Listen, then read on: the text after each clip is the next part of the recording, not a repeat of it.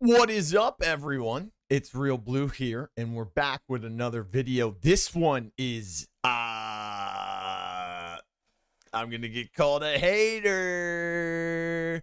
All right, so let's see here. We've got a tweet on the screen from Rome. It says roster. Oh, this is June 25th at 2:53 a.m., which means that technically it's Friday night to gamers, right?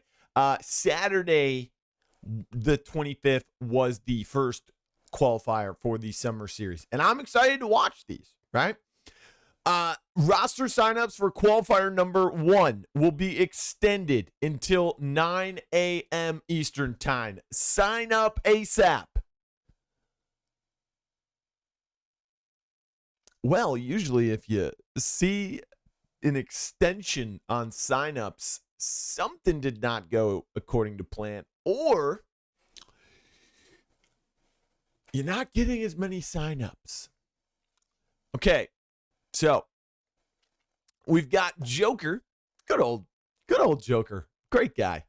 What a nice guy. He's quote tweeting that, saying, "Sign up, guys." Well, okay, all right. We're getting a little closer to what we think we know what's happening here. No one's signing up. And then we got who's that? This was actually before the extension tweet. This says, in all caps, by the way. So this is, capitalization in text means that they're screaming, shouting, right? So it's going to sound more like this, like, y'all need to sign up for the RCCS Summer Series qual. We are not showing that we want esports to continue with only 5 teams signed up and registration ending in a few hours. Even if your full team isn't playing, sign up, sign up, sign up.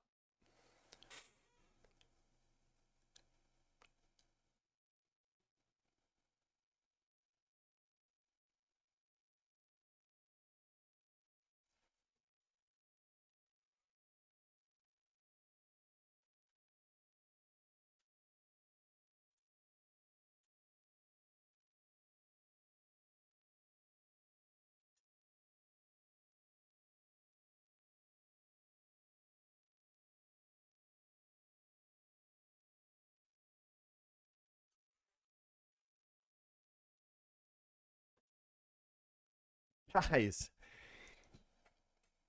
what do you mean we are not showing that we want esports to continue? Why do you continue to put yourselves in that classification where it's like, oh, we got to prove we want esports. We got to prove we want esports. It's already been proven, man. You're not getting the support for the scene. That's the problem. From the people who make those decisions. There's not a ton of money being put into it. There's no major sponsors on the front cover of the esports scene. It's not being promoted as properly or marketed as greatly as it should be. So a majority of the player base doesn't even know about it. It's all grassroots pretty much. And, they're not putting in effort. Right? If this was a relationship, yo ass should have broken up a long time ago. All right? That's pretty much what is happening. And also, there's this whole thing where you got to be RCCS eligible, right? And, this is a good effort being put forth by Rome and the rest of his team, where it's, you got to send in a picture of your passport and your ID and your vaccination or whatever. That's not a thing in any other esport, man. It's just not in this situation like that is similar to this. We're not talking, CDL or Overwatch League, or we're not talking any big pro leagues like that, because they play in person. They got to be vaccinated, and they've got to be able to travel constantly. But those are $1 million leagues. We're talking about other leagues and qualifiers where you play online remotely from home to qualify to go to an in-person event, right? You don't see any of that, man. You don't. I mean, look at this. We got an Apex World Championship happening in July, and there's still a lot of players not with visas from overseas. It's going to be in Raleigh, U.S., and there's still a lot of teams that are using substitutes.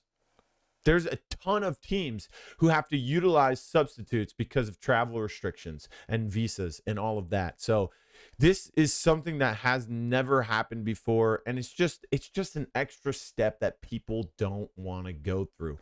And another step that hasn't been advertised or marketed properly, so there's not that many people in the casual player base scene that know about the competitive and that know how to get into competitive. And that's a huge problem, right? Rome puts out a video explaining everything on Twitter, but it's just getting retweeted or quote tweeted by the Rogue Company Twitter account, not by every one of their accounts. I mean, they have a French account, a Spanish account, they have LATAM accounts, they've got a Brazilian account, they've got accounts all over. And those are not sharing that.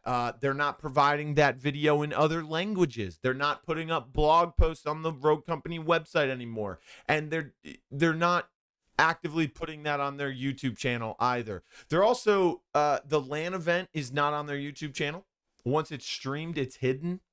This whole, y'all need to sign up. We are not showing that we want esports to continue. Nah, man. That ain't it no more. That ain't it. Stop blaming yourselves. Stop blaming yourselves. You need to hold the responsible accountable for what they need to do. And they held you accountable. Do you want esports? You showed up. You did that.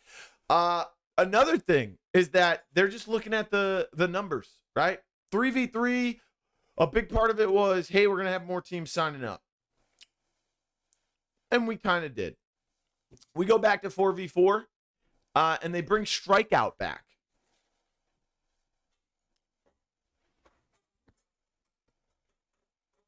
We had 10 teams, man. 10 teams. Where's the Strikeout? Where are the players that love Strikeout?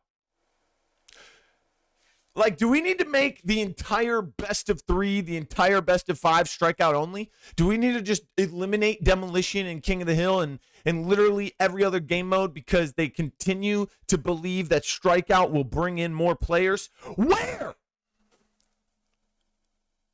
Where are the players?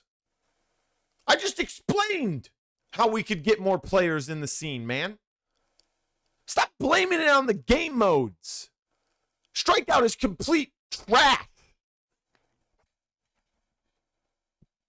And it's pissing me off that you keep telling me, oh, well, we think that the players enjoy Strikeout. Yeah, because there's no other game modes to play in the game, man. You think I want to get on and play casual Demolition? No. You think I want to play ranked Demolition when I get Billy Bob Jr., who just got done working third shift security in a parking lot and just wants to shoot a gun? Doesn't want to talk strategy, doesn't want to pick rogues that are good for the team comp in Demolition, just wants to insta-lock in Phantom and try and freaking shoot people? No. Where's King of the Hill? Nowhere to be found. The LTMs are butt cheeks most of the time too. So we got to deal with Strikeout being the casual game mode.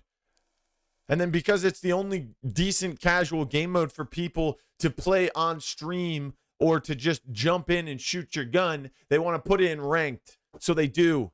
And now they want to bring it back to competitive because the player base, majority of the player base loves Strikeout. Yeah, because you forced it in them. And now you're putting it back in competitive. Where are the teams, man? Where's your Strikeout teams, Hi-Rez? Where?